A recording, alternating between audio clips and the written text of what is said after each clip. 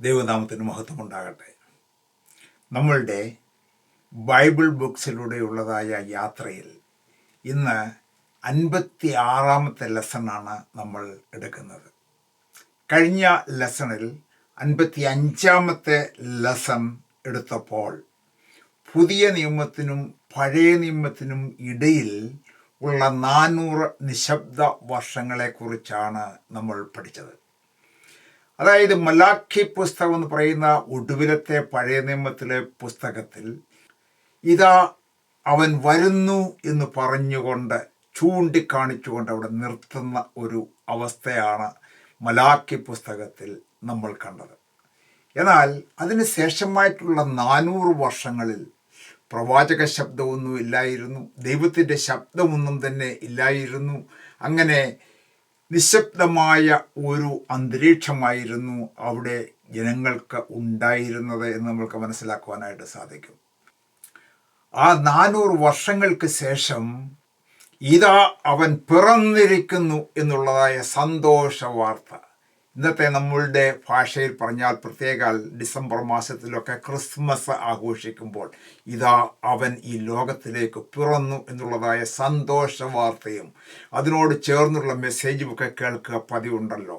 അങ്ങനെ ഈ ആദ്യത്തെ മത്തായി എന്ന് പറയുന്നതായ അപ്പോസ്തലൻ്റെ അല്ലെങ്കിൽ യേശു ശിഷ്യൻ എഴുതിയതായ പുസ്തകം ഇതാ പുതിയ നിയമത്തിൽ ആദ്യമായിട്ട് ആരംഭിക്കുന്നു. അവിടെയാണ് ഇന്നത്തെ നമ്മളുടെ പഠനം തുടങ്ങുന്നത്.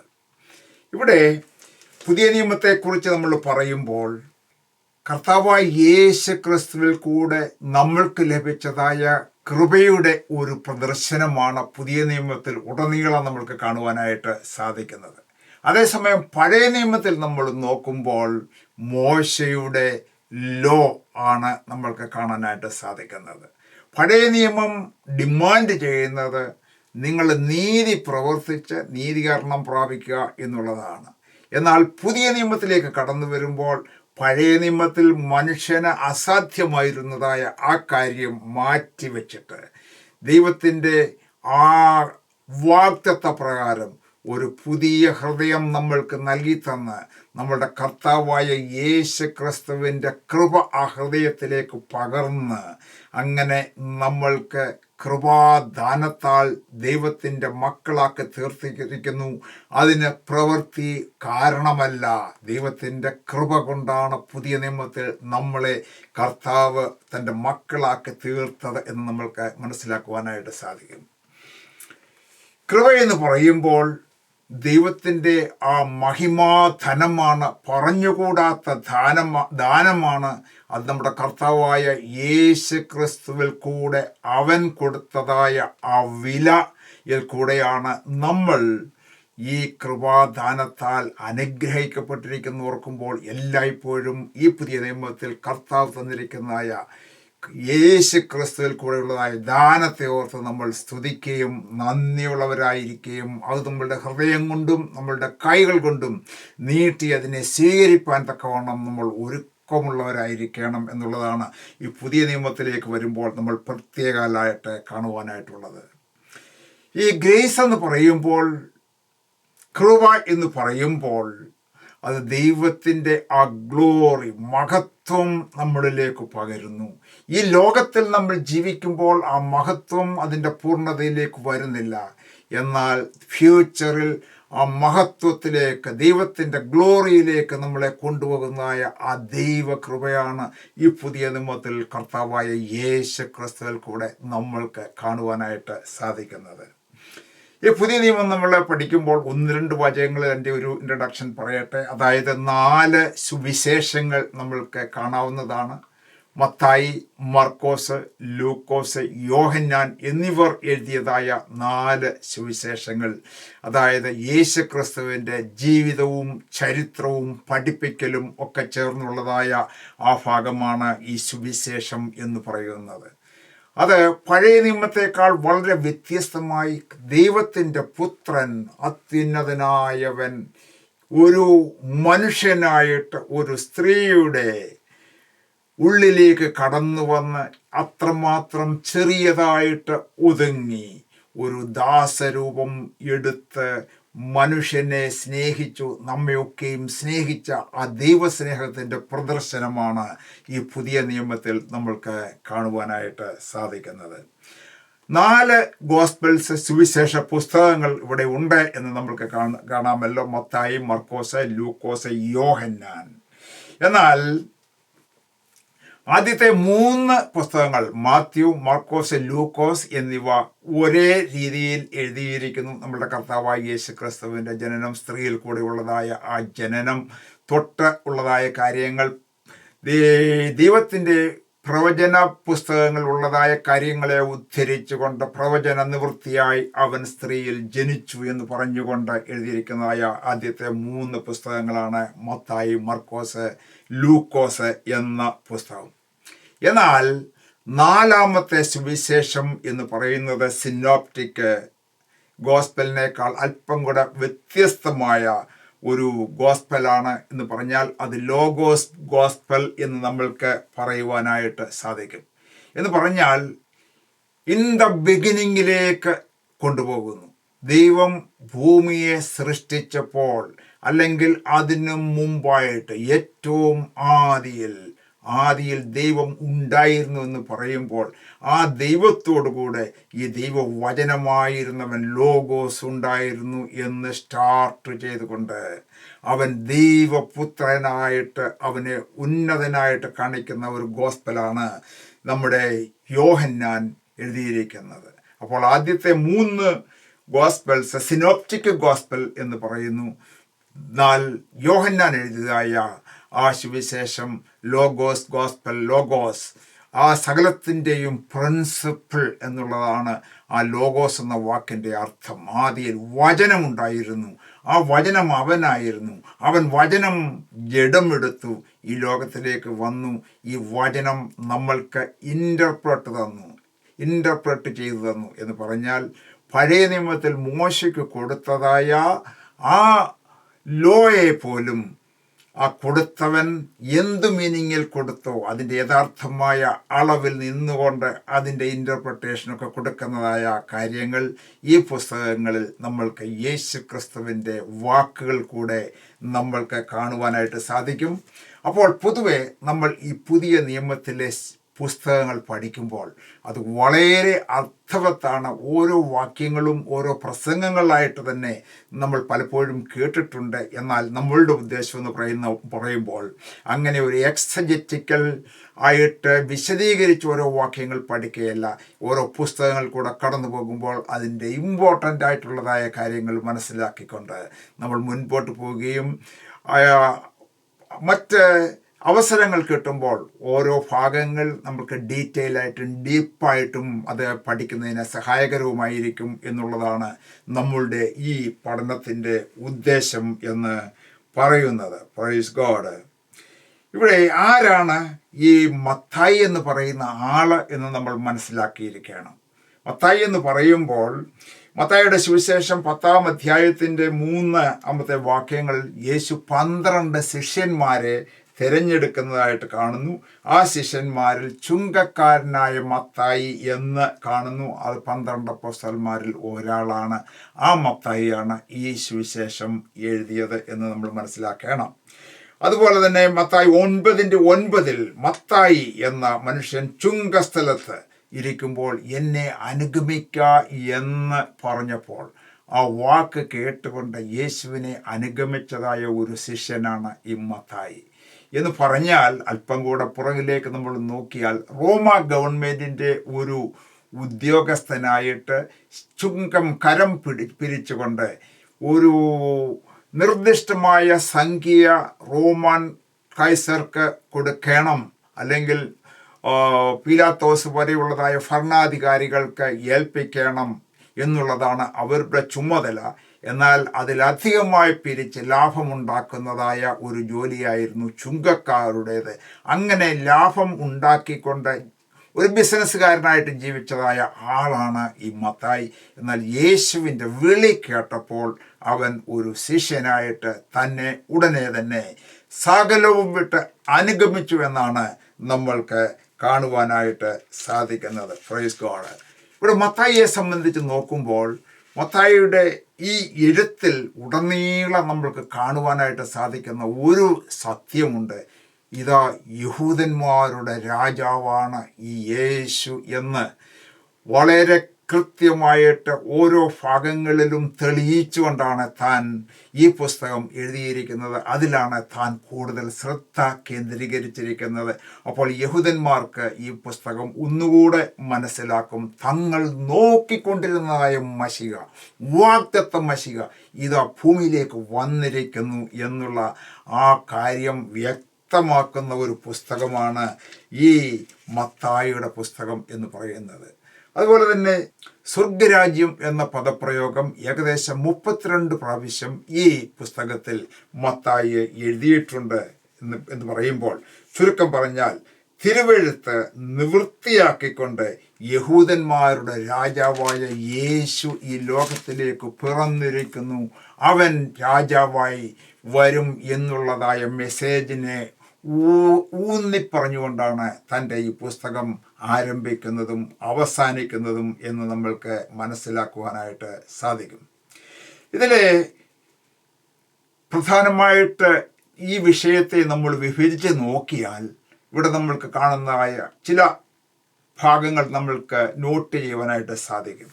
അതായത് 1 മുതൽ 4 വരെയുള്ളതായ അധ്യായങ്ങളിൽ അവിടെ കാണുന്നത് ഒരു രാജാവിൻ്റെ ആഗമനമാണ്. ഇതാ യഹൂദന്മാരുടെ രാജാവ് ഇവിടെ ഭൂമിയിൽ പിറന്നിരിക്കുന്നു, യഹൂദന്മാരുടെ ഇടയിൽ പിറന്നിരിക്കുന്നു എന്നുള്ളതായ ആ വിഷയമാണ് 1 മുതൽ 4 വരെയുള്ളതായ വാക്യങ്ങളിൽ.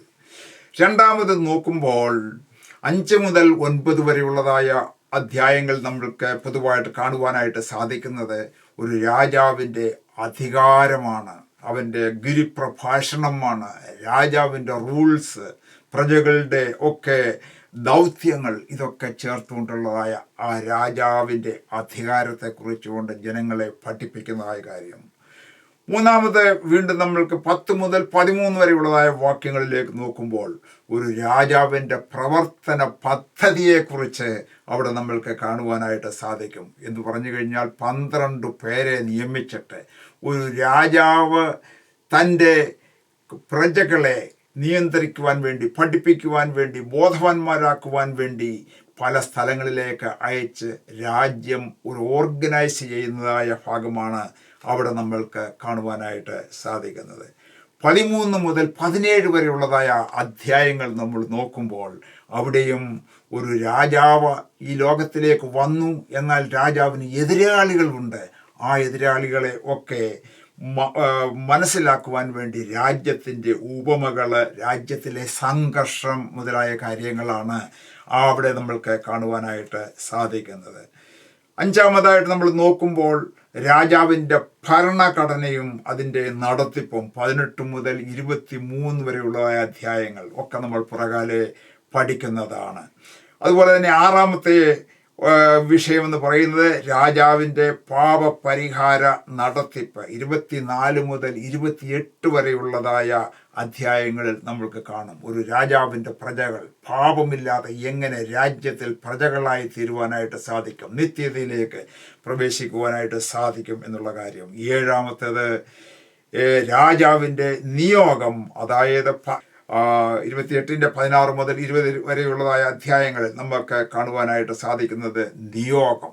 നിങ്ങൾ ഭൂമിയുടെ അറ്റത്തോളം പോയി എൻ്റെ സാക്ഷികളായി തീരണം, ശിഷ്യന്മാരെ ആക്കണം, അവരെ സ്നാനപ്പെടുത്തണം, അവരെ പഠിപ്പിക്കണം, അവരെ സഭയോട് ചേർക്കണം. ഇങ്ങനെ പല രീതിയിൽ ഉള്ളതായ പഠിപ്പിക്കലുകൾ നമ്മൾക്ക് ഒരു രാജാവിൻ്റെയും രാജ്യത്തിൻ്റെയും പഠിപ്പിക്കലായിട്ട് മത്തായിയുടെ പുസ്തകം നമ്മൾക്ക് പഠിക്കുവാനായിട്ട് സാധിക്കും. Praise God. ഇനിയും ഓരോ ചാപ്റ്റർ ബൈ ചാപ്റ്ററായിട്ട് നമ്മൾ വേഗത്തിൽ പോവുകയാണ്. ചില ലെസൺസ് കൊണ്ട് പെട്ടെന്ന് തീർക്കുവാനായിട്ടാണ് ഞാൻ ആഗ്രഹിക്കുന്നത്. ഒരു ലെസൺ കൊണ്ട് അത് നമുക്ക് തീർക്കുവാനായിട്ട് സാധ്യമാകുകയില്ല. എന്നാൽ ചുരുങ്ങിയ സമയങ്ങൾ എടുത്ത് 2-3 ലെസൺ കൊണ്ട് തീർക്കണം എന്നാണ് ഞാൻ ആഗ്രഹിക്കുന്നത്. നമ്മുടെ കർത്താവായ യേശുക്രിസ്തുവിൻ്റെ ജീനിയോളജി നമ്മൾ നോക്കുമ്പോൾ ഇസ്രായേൽ കാത്തിരുന്നതായ മശിഹ രാജവംശത്തിൽ പിറന്നവനായിട്ടാണ് മത്തായി ഇവിടെ 1-ാം അധ്യായത്തിൽ കാണിക്കുന്നത്. അവിടെ മത്തായിയുടെ സുവിശേഷം 1-ാം അധ്യായം നമ്മൾ നോക്കുമ്പോൾ അവിടെ ആരംഭിക്കുന്നത് അബ്രഹാമിൻ്റെ പുത്രനായ ദാവീദിൻ്റെ പുത്രനായ യേശു ക്രിസ്തുവിൻ്റെ വംശാവലി എന്ന് പറയുമ്പോൾ ആദാം മുതൽ എന്ന് പറഞ്ഞുകൊണ്ട് തുടങ്ങുന്നില്ല. എന്നാൽ ലൂക്കോസ് മറ്റൊരു വശത്തെക്കുറിച്ച് പഠിപ്പിക്കുന്നതിന് വേണ്ടി ആദാമിൻ്റെ കാര്യം പറയുന്നുവെങ്കിൽ ഇവിടെ ഇന്ന് നമ്മൾ പഠിക്കുന്നതായ മത്തായിയുടെ സുവിശേഷത്തിൽ അവൻ്റെ വംശാവലി തുടങ്ങുന്നത് അബ്രഹാം മുതൽ ആണ് എന്ന് നമ്മൾ പ്രത്യേകം നോട്ട് ചെയ്യണം. എന്ന് പറഞ്ഞാൽ ഒരു വലിയ ജനതതി ഈ ലോകത്തിൽ വന്നതിന് ശേഷമായിട്ട് ദൈവം വിളിച്ചു വേർതിരിച്ച അബ്രഹാമിൻ്റെ സന്തതിയായിട്ട് യഹൂദ ഗോത്രത്തിൽ അവൻ ജനിക്കും. അബ്രഹാമിൽ തുടങ്ങിയുള്ളതായ ഈ വംശാവലി താഴോട്ട് വന്നിട്ട് സമയലാഭത്തിന് വേണ്ടി നിങ്ങൾ വായിച്ചു നോക്കിയാൽ മതി. അത് 18-ാമത്തെ വാക്യത്തിൽ വരുമ്പോൾ 1-ാം അധ്യായത്തിൻ്റെ 18-ാമത്തെ വാക്യത്തിൽ വരുമ്പോൾ, എന്നാൽ യേശു ക്രിസ്തുവിൻ്റെ ജനനം ഇവണ്ണമായിരുന്നു. അവൻ്റെ അമ്മയായ മറിയ യോസഫിന് വിവാഹം നിശ്ചയിക്കപ്പെട്ട ശേഷം അവർ കൂടി വരും മുമ്പേ പരിശുദ്ധാത്മാവിനാൽ ഗർഭിണിയായെന്ന് കണ്ടു. അപ്പോൾ പരിശുദ്ധാത്മാവിലാണ് നമ്മുടെ കർത്താവായ യേശു ക്രിസ്തു ഈ ലോകത്തിലേക്ക് ഗർഭം ധരിച്ച് ഈ ലോകത്തിലേക്ക് പ്രസവിക്കപ്പെട്ടത് എന്ന് നമ്മൾക്ക് കാണുവാനായിട്ട് സാധിക്കും. അപ്പോൾ സ്ത്രീയുടെ സന്തതിയായിട്ട് മശിഹ വരും എന്നുള്ളത് ഉൽപ്പത്തി പുസ്തകത്തിൽ ആദ്യമായി പറഞ്ഞ കാര്യം ഇവിടെ നിവർത്തിക്കപ്പെട്ടിരിക്കുകയാണ്. യോസേപ്പ് ഭർത്താവാണ് എങ്കിൽ തന്നെയും അവർ കൂടി വരുന്നതിന് മുമ്പായിട്ട് തന്നെ പരിശുദ്ധാത്മാവിനാൽ ഗർഭിണിയായിട്ട്, അങ്ങനെ പരിശുദ്ധാത്മാവിലാണ് യേശു ക്രിസ്തു ഈ ലോകത്തിലേക്ക് ഉൽപ്പാദിക്കപ്പെട്ട് ഒരു മനുഷ്യനായിട്ട് ജനിച്ചത്, മനുഷ്യവേഷം എടുത്തത്. എന്നിട്ട് 1:22, 23 എന്നീ വാക്യങ്ങളിൽ പറയുന്നത് ഇങ്ങനെയാണ്: കന്യക ഗർഭിണിയായി ഒരു മകനെ പ്രസവിക്കും, അവന് ദൈവം നമ്മോടുകൂടെ എന്ന അർത്ഥമുള്ള ഇമ്മാനുവേൽ എന്ന് പേർ വിളിക്കും എന്ന് കർത്താവ് പ്രവാചകൻ മുഖാന്തരം അരുളി ചെയ്തത് നിവർത്തിക്കുവാൻ ഇതൊക്കെയും സംഭവിച്ചു എന്നാണ് എഴുതിയിരിക്കുന്നത്. ഇവിടെ മത്തായി എഴുതിയിരിക്കുമ്പോൾ ഈ പുസ്തകത്തിൽ ഉടനീളം നമ്മൾക്ക് കാണുന്നത് പല ഭാഗങ്ങളിലും കർത്താവ് നേരത്തെ പ്രവാചകന്മാർ അരുളി ചെയ്തത് നിവർത്തിക്കപ്പെടുവാൻ വേണ്ടി ഇതൊക്കെയും സംഭവിച്ചു.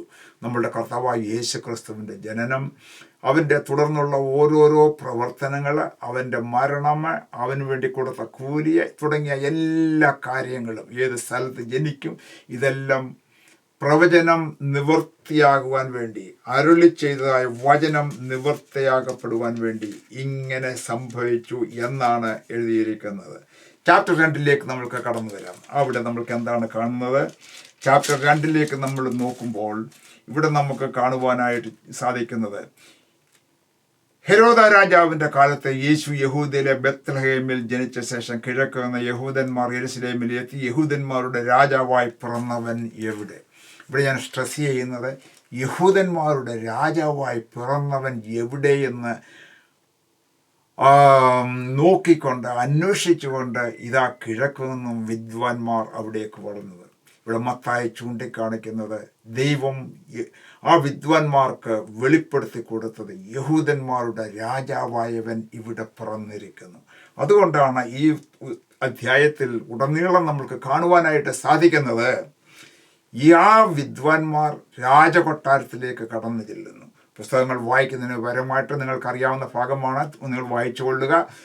ഞാൻ ചുരുക്കമായിട്ട് പറഞ്ഞ് മുൻപോട്ട് പോവുകയാണ്. രാജകൊട്ടാരത്തിലേക്ക് കടന്നു ചെല്ലുന്നു. ഹെരോദ രാജാവ് പരിഭ്രാന്തി പിടിച്ചിട്ട് ശാസ്ത്രിമാരെയും പരീശന്മാരെയും ഒക്കെ വരുത്തിയിട്ട് എവിടെയാണ് യഹൂദന്മാരുടെ രാജാവ് പിറക്കുന്നത് എന്ന് പുസ്തകത്തിൽ എഴുതിയിരിക്കുന്നതിന് ചോദിച്ചപ്പോൾ ഹെരോദ രാജാവ് അത് കേട്ടിട്ട് അവനും യെരുശലേം ഒക്കെയും പരിഭ്രമിച്ചു. ജനത്തിൻ്റെ മഹാപുരോഹിതന്മാരെയും ശാസ്ത്രിമാരെയും എല്ലാം കൂട്ടിവരുത്തി ക്രിസ്തു എവിടെയാകുന്നു ജനിക്കുന്നത് എന്ന് അവരോട് ചോദിച്ചു. അവർ അവനോട് യഹൂദയിലെ ബേത്ലഹേമിൽ തന്നെ എന്ന് പറഞ്ഞു. യഹൂദ്യാദേശത്തിലെ ബേത്ലഹേമേ, നീ യഹൂദ്യ പ്രഭുക്കന്മാരിൽ ഒട്ടും ചെറുതല്ല. എൻ്റെ ജനമായ ഇസ്രായേലിനെ മേയ്പ്പാനുള്ള തലവൻ നിന്നിൽ നിന്ന് പുറപ്പെട്ടു വരും എന്നിങ്ങനെ പ്രവാചകൻ മുഖാന്തരം എഴുതിയിരിക്കുന്നുവെന്ന് ശാസ്ത്രിമാരും ഒക്കെ അവനോട് പറഞ്ഞപ്പോൾ ഹെരോദ രാജാവ് ഈ പൈതലിനെ ഏത് വിധേനയും കൊല്ലണം എന്നുള്ളതായ ആഗ്രഹം ഉള്ളിൽ വെച്ചുകൊണ്ട് ഇതാ വിദ്വാൻമാരെ വിളിക്കുകയാണ്. എന്നിട്ട് അവരോട് പറയുകയാണ്, അവൻ എവിടെയാണ് ജനിച്ചതെന്ന് കണ്ടതിന് ശേഷമായിട്ട് എൻ്റെ അടുക്കിലേക്ക് വന്ന് എന്നെ അറിയിപ്പിൻ, ഞാനും പോയി അവനെ വന്നിക്കണം എന്നുള്ളതായ ആഗ്രഹം എനിക്കുന്നുണ്ട് എന്ന് ചതിവ് പ്രയോഗം ചെയ്യുവാൻ വേണ്ടി ആഗ്രഹിച്ചുകൊണ്ട് അങ്ങനെ പറയുകയാണ്. എന്നാൽ ഇതായി ആ വിദ്വാൻമാർ വീണ്ടും രാജകൊട്ടാരത്തിൽ നിന്നും യാത്ര ആരംഭിക്കുകയാണ്. ഇവിടെ നമ്മൾ ഒരു നിമിഷം നിന്നാൽ ഒരു കാര്യം നമ്മളുടെ ചിന്തയിലേക്ക് നമ്മൾ ശ്രദ്ധിക്കേണ്ടതായിട്ടുണ്ട്. ഈ വിദ്വാൻമാർക്ക് ദൈവം ഒരു ദർശനം കൊടുത്തതാണ്, ഒരു നക്ഷത്രത്തിൻ്റെ അടയാളത്തോടുകൂടി. ഈ നക്ഷത്രത്തെ ഫോളോ ചെയ്ത് നിങ്ങൾ പോകണം, അവിടെയാണ് യഹൂദന്മാരുടെ രാജാവ് പുറന്നിരിക്കുന്നതെന്ന് ക്ലിയറായിട്ടുള്ളതായ ആൻസർ ദൈവം അവർക്ക് നൽകിയതാണ്. എന്നാൽ അവർ മാനുഷ്യബുദ്ധി പ്രകാരം അവർ പോയത് എങ്ങോട്ടാണ്? രാജകൊട്ടാരത്തിലേക്കാണ് പോയത് എന്ന് നമ്മൾ മനസ്സിലാക്കണം. അവർ ചെയ്തതായ ഒരു തെറ്റാണ്. ദൈവത്തിൻ്റെ ദർശനം അല്പനേരത്തേക്ക് മാറ്റിവെച്ചിട്ട് മാനുഷ്യബുദ്ധി ഉപയോഗിച്ചുകൊണ്ട് അവർ രാജകൊട്ടാരത്തിലേക്ക് പോയി. എന്നാൽ അത് മൂലം ഉണ്ടായതായ ആ മിസ്റ്റേക്ക് മൂലം ഉണ്ടായതായ അതിൻ്റെ ആ റിസൾട്ട് എന്ന് പറയുന്നത് വളരെ പരിതാപകരവും വളരെ ഞെട്ടിക്കുന്നതുമായിരുന്നു. എന്ന് പറഞ്ഞാൽ ഇതാ ആ വിദ്വാൻമാർ കൊട്ടാരത്തിൽ നിന്ന് ഇറങ്ങുന്നു. എന്നാൽ ദൈവത്തിൻ്റെ കരുണ കൊണ്ട് നമ്മൾക്കൊരു കാര്യം അവിടെ മനസ്സിലാക്കുന്നു, ആ നക്ഷത്രം വീണ്ടും അവിടെ നിൽപ്പുണ്ടായിരുന്നു. ആ നക്ഷത്രത്തെ നോക്കിക്കൊണ്ട് ആ വിദ്വാൻമാർ വീണ്ടും യാത്രയായിട്ട് നമ്മൾക്ക് കാണുന്നു.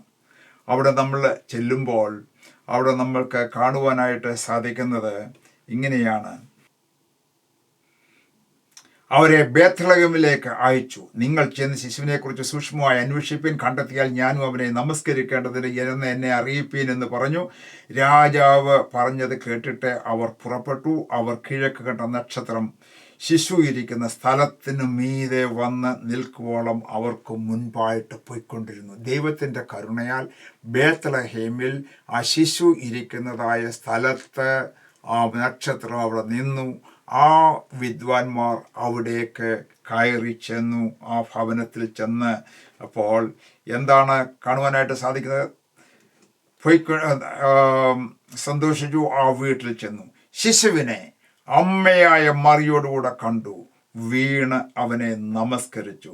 നിക്ഷേപപാത്രങ്ങളെ തുറന്ന് അവന് പൊന്നും കുന്തിരക്കവും മൂരും കാഴ്ചവെച്ചു എന്ന് നമ്മൾ കാണുന്നു. ഇവിടെയും അല്പസമയം നമ്മൾ നിൽക്കേണ്ടതായിട്ടുണ്ട്. പുതിയ നിയമത്തിൽ കർത്താവിൻ്റെ വചനം നമ്മൾ പഠിക്കുമ്പോൾ അത് വളരെ ശ്രദ്ധയോട് പഠിക്കണം. കർത്താവിൻ്റെ കൃപ നമ്മൾ അനുഭവിക്കണമെങ്കിൽ അവൻ പറഞ്ഞിരിക്കുന്നത് അനുസരിക്കണം. ഈ വിദ്വാൻമാർ ചെയ്തതുപോലെ മനുഷ്യബുദ്ധി അനുസരിച്ച് ആ കൊട്ടാരത്തിൽ നിൽക്കുകയോ കൊട്ടാരത്തിലേക്ക് പോവുകയോ ചെയ്യാതെ ദൈവത്തിൻ്റെ ആലോചനയും ദൈവത്തിൻ്റെ വാക്കുകൾ നമ്മൾ കേൾക്കുമ്പോൾ അത് ശ്രദ്ധയോടെ അത് ഫോളോ ചെയ്യേണ്ടതായ ചുമതല എനിക്കും നിങ്ങൾക്കും ഉണ്ട് എന്ന് നമ്മൾക്ക് മനസ്സിലാക്കണം.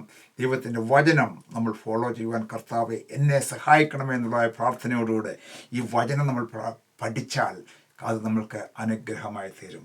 ഇവിടെ പറഞ്ഞിരിക്കുന്ന വിദ്വാൻമാർക്ക് പറ്റിയതായ ആദ്യത്തെ അബദ്ധം അവർ കറക്റ്റ് ചെയ്തു.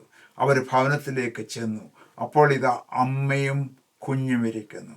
എന്നാൽ അവിടെ അമ്മയെ നമസ്കരിക്കുന്നു എന്ന് പറയുന്നില്ല. എന്താണ് ഇവിടെ എഴുതിയിരിക്കുന്നത് എന്ന് നമ്മൾ നോക്കണം. ഇവിടെ വളരെ വ്യക്തമായിട്ട് എഴുതിയിരിക്കുകയാണ്. ആ വീട്ടിൽ ചെന്നു ശിശുവിനെ അമ്മയായ മറിയോടുകൂടെ കണ്ടു. അപ്പോൾ അമ്മയായ മറിയോടുകൂടെ ആ ഫോക്കസ് ചെയ്യുന്നത് ശിശുവിനെ അവർ കണ്ടു. യഹൂദന്മാരുടെ രാജാവായി ജനിച്ച ആ ശിശുവിനെയാണ് അവർ കണ്ടത്. നമ്പർ 1, വീണ് അവനെ നമസ്കരിച്ചു. വീണ് യഹൂദന്മാരുടെ രാജാവായി പിറന്ന ആ ശിശുവിനെ, യേശു കുഞ്ഞിനെ നമസ്കരിച്ചു. അപ്പോൾ മനുഷ്യബുദ്ധിയിൽ മാതാവിനെ നമസ്കരിക്കണം, മാതാവിൻ്റെ ഉപദേശം നമ്മൾക്ക് വേണം എന്ന് പറഞ്ഞുകൊണ്ട് ഈ വചനം കൂട്ടിക്കളയുവാൻ നമ്മൾ ഒരിക്കലും അനുവദിക്കരുത്. അതിന് നമ്മളുടെ ഹൃദയം ചാഞ്ഞു പോകരുത്. ദൈവത്തിൻ്റെ വചനം പറയുമ്പോൾ ഈ വിദ്വാൻമാർക്ക് ആ ദർശനം കാണിച്ചതുപോലെ ഉദ്ദിഷ്ട സ്ഥാനത്ത് നമ്മൾ എത്തിച്ചേരണമെങ്കിൽ വചനപ്രകാരം നമ്മൾ പോകണം. ശിശുവിനെയാണ് അവർ നമസ്കരിച്ചത്, യഹൂദന്മാരുടെ രാജാവിനെയാണ്, അല്ലെങ്കിൽ ദൈവപുത്രനായ യേശുവിനെയാണ് നമ്മൾ നമസ്കരിക്കേണ്ടത്. അവൻ മാത്രമാണ് ആരാധനയ്ക്ക് യോഗ്യൻ. അല്ലാതെ ഈ ലോകത്തിലെ യാതൊരു പുണ്യവാളന്മാരോ അമ്മമാരോ ഒന്നും ആരാധനയ്ക്ക് യോഗ്യരല്ല. ഈവൻ ശിഷ്യന്മാർ പോലും അല്ല, ഈവൻ ദൈവദൂതന്മാർ പോലും ആരാധനയ്ക്ക് യോഗ്യരല്ല എന്ന് വെളിപ്പാട് പുസ്തകത്തിൽ എഴുതിയിരിക്കുന്നത് നമ്മൾ വീണ്ടും ഒടുവിലായിട്ട് പഠിക്കുന്നതാണ്. പ്രൈസ് ഗോഡ്, ദൈവത്തിന് സ്തോത്രം. ഈ ദിവസങ്ങളിലായിട്ട് നമ്മൾക്ക് കേട്ടുകൊണ്ടിരിക്കുന്ന ഒരു വചനമാണ് ഇപ്പോൾ ആയിരിക്കുന്നതായ ഈ പോപ്പ് റോമൻ കത്തോലിക്കരുടെ പഠിപ്പിക്കൽ നിന്നും വ്യത്യസ്തമായിട്ട് താൻ ഒരു തീരുമാനമെടുത്തു. ഈ ദൈവവചനത്തിന് എതിരായിട്ട് മറ്റുള്ള മധ്യസ്ഥന്മാരുടെ ത്രൂവിൽ കൂടെ യേശുവിൻ്റെ അടുക്കിലേക്ക് പോകുന്നതിന് പകരമായിട്ട് നേരിട്ട് യേശുവിനോട് നമ്മൾക്ക് പ്രാർത്ഥിക്കണം. ഒരു മധ്യസ്ഥൻ്റെ ആവശ്യമില്ല, അമ്മയുടെ ആവശ്യമില്ല, മറ്റ് പുണ്യവാളന്മാരുടെ ആവശ്യമില്ല. ദൈവത്തിൻ്റെ സന്നിധിയിലേക്ക് അബ്ബാ പിതാവേ എന്ന് വിളിച്ചുകൊണ്ട് യേശു ക്രിസ്തുവിൽ കൂടെ പോകണമെന്നുള്ളതായ ആ ഒരു ദർശനം ഈ ഇപ്പോഴത്തെ പോപ്പ് ഉണ്ടായിട്ടുണ്ട് എന്ന് ഉള്ളതായ പ്രക്ഷേപണങ്ങളൊക്കെ നമ്മൾ കേട്ടുകൊണ്ടിരിക്കുകയാണ്. അങ്ങനെ ഈ അന്ത്യകാലത്ത് അനേകർ ആ ദൈവത്തിൻ്റെ വചനത്തിൻ്റെ റിയലായിട്ടുള്ള ദർശനം പ്രാപിച്ചവരായിട്ട് മുൻപോട്ട് പോകുവാനായിട്ട് കർത്താവ് സഹായിക്കും എന്ന് ഞാൻ വിശ്വസിക്കുന്നു. Praise God.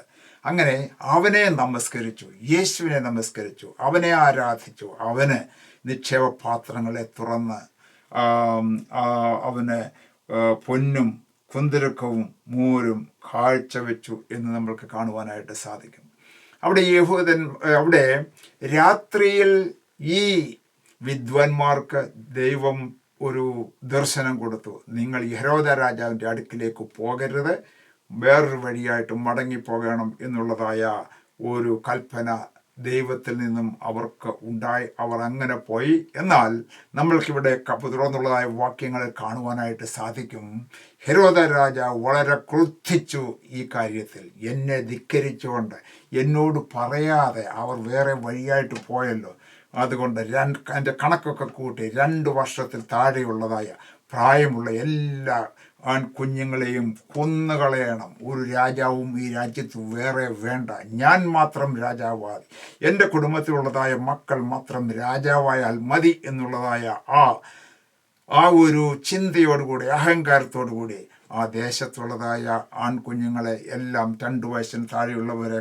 കൊന്നുകളയുന്നതിനുള്ളതായ കൽപ്പന കൊടുത്തു. അങ്ങനെ സംഭവിച്ചു എന്ന് നമുക്ക് കാണാനായിട്ട് സാധിക്കും. അത് 2-ാം അധ്യായത്തിൻ്റെ 16-ാമത്തെ വാക്യത്തിലാണ് എഴുതിയിരിക്കുന്നത്. അതുകൊണ്ട് 2 വയസ്സിന് താഴെയുള്ള ആൺകുട്ടികളെ ഒക്കെയും ബേത്ലഹേമിലും അതിൻ്റെ എല്ലാ അതിരുകളിലും ആളയച്ചു കൊല്ലിച്ചു. റാമയിൽ ഒരു ശബ്ദം കേട്ടു, വലിയ നിലവിളി തന്നെ. റാഹേൽ മക്കളെ ചൊല്ലി കരഞ്ഞു, അവർ ഇല്ലായ്കയാൽ ആശ്വാസം കൈക്കൊള്ളുവാൻ മനസ്സില്ലാതിരുന്നു എന്ന് യിരെമ്യാ പ്രവാചകൻ മുഖാന്തരം അരുളി ചെയ്തത് നിവൃത്തിയായി. യിരെമ്യാ പ്രവാചകൻ തൻ്റെ പുസ്തകത്തിൽ ഇങ്ങനെ എഴുതിയിട്ടുണ്ട്, റാഹേൽ തൻ്റെ മക്കളെ ചൊല്ലി കരഞ്ഞു. ഓരോ അമ്മമാരും ആ റാഹേലിനെ റെപ്രസെൻ്റ് ചെയ്തുകൊണ്ട് ഈ 2 വയസ്സ് താഴെയുള്ള പിഞ്ച് കുഞ്ഞുങ്ങളുടെ കഴുത്തറുത്ത് അവരെ കൊന്നുകളയുമ്പോൾ ഭയങ്കര നിലവിളി ബേത്ലഹേമിലും ചുറ്റുപാടിലും ഉണ്ടായി. ആരാണ് ഇതിൻ്റെ റിയൽ ഉത്തരവാദി? ദർശനം നഷ്ടപ്പെട്ട് ആ വിദ്വാൻമാർ ആ രാജകൊട്ടാരത്തിലേക്ക് ചെന്നത് മൂലമാണ് അനേക കുഞ്ഞുങ്ങൾ ഈ ലോകത്തിൽ കൊല്ലപ്പെട്ടത് എന്ന് അതിൻ്റെ റൂട്ട് കോസ് നമ്മൾക്ക് മനസ്സിലാക്കുവാനായിട്ട് സാധിക്കും. പ്രിയപ്പെട്ടവരെ, അത് ദൈവം അവരോട് ക്ഷമിച്ചു. എന്നാൽ ദൈവം അവർക്ക് വീണ്ടും കൃപ തോന്നി അവർക്ക് വഴികളെ കാണിച്ചു കൊടുത്തു എന്നുള്ളൊരു വാസ്തവമാണ്. എന്നാൽ ഒരു കാര്യം നമ്മൾ ഇന്നത്തെ കാലത്ത് നമ്മൾ മനസ്സിലാക്കേണ്ടതായിട്ടുണ്ട്. ഇന്നത്തെ കാലത്തും ഈ റിലീജിയസ് ലീഡേഴ്സ് എന്ന് പറയുന്നവർ ദൈവിക ദർശനം പ്രാപിച്ചുകൊണ്ട് ഒരു കാലത്തെ കർത്താവിനെ സേവിക്കുവാൻ വേണ്ടി മുന്നോട്ടിറങ്ങി യഥാർത്ഥമായി പരമാർത്ഥ ഹൃദയത്തോടൊക്കെ മുൻപോട്ട് പോകുമ്പോൾ അവരുടെ ദർശനം നഷ്ടപ്പെട്ടു പോയാൽ പണത്തിന് വേണ്ടി, അധികാരത്തിന് വേണ്ടി, ഭൗമിക സുഖങ്ങൾക്ക് വേണ്ടി ഇന്ന് ചുറ്റുപാടും കാണുന്ന അനേകം ലീഡേഴ്സിനെ നമുക്ക് കാണുവാനായിട്ട് സാധിക്കും. ജനങ്ങളോ പുതിയ തലമുറകളോ അവർക്ക് പ്രശ്നമല്ല. അവർ എന്തു പോയാലും തങ്ങളുടെ വയറ് വീർപ്പിക്കണം, അവരുടെ ഭണ്ഡാരശാല നിറയ്ക്കണം, എല്ലാം അവരുടെ പേരിലാക്കണം, അധികാരം എന്നവരുടെ കയ്യിലിരിക്കണം, അവർക്കെന്നും സുഖിക്കണം, തലമുറകൾക്ക് വേണ്ടി അവർക്ക് കരുതണം എന്നുള്ളതായ ചിന്ത മാത്രം വെച്ചുകൊണ്ട് ദൈവിക ദർശനത്തെ വിട്ടുമാറുന്നതായ ഈ ലീഡേഴ്സിനും ഉള്ളതായ ഒരു വാണിംഗാണ് ഇവിടെ നമ്മൾക്ക് കാണുവാനായിട്ട് സാധിക്കുന്നത്. ദേശത്ത് അനേക നിഷ്കളങ്കതായ പൈതങ്ങളെ ഇല്ലാതാക്കി തീർക്കുന്നതായ ഉത്തരവാദിത്വം അവരുടെ തലമേലാണ് എന്ന് നമ്മൾ മനസ്സിലാക്കണം. ആരുടെ തലമേൽ? ദർശനം നഷ്ടപ്പെട്ട ലീഡേഴ്സിൻ്റെ തലമേൽ ഉണ്ടാകും എന്നുള്ളതാണ് ഇവിടെ നിന്നും നമ്മൾക്ക് മനസ്സിലാക്കുവാനായിട്ട് സാധിക്കുന്നത്. അപ്പോൾ ദൈവിക ദർശനം പ്രാപിച്ചവർ എല്ലായ്പ്പോഴും അതിന് പ്രകാരം മുൻപോട്ട് പോകണമെന്നുള്ളത് കർത്താവിൻ്റെ ആഗ്രഹമാണ്. അതിനുവേണ്ടിയാണ് ദൈവം നമ്മൾക്ക് ദർശനം തരുന്നത് എന്ന് നമുക്ക് മനസ്സിലാക്കണം. Praise God. എന്നാൽ നമ്മുടെ ദൈവം സർവജ്ഞാനിയായ ദൈവമാണ്.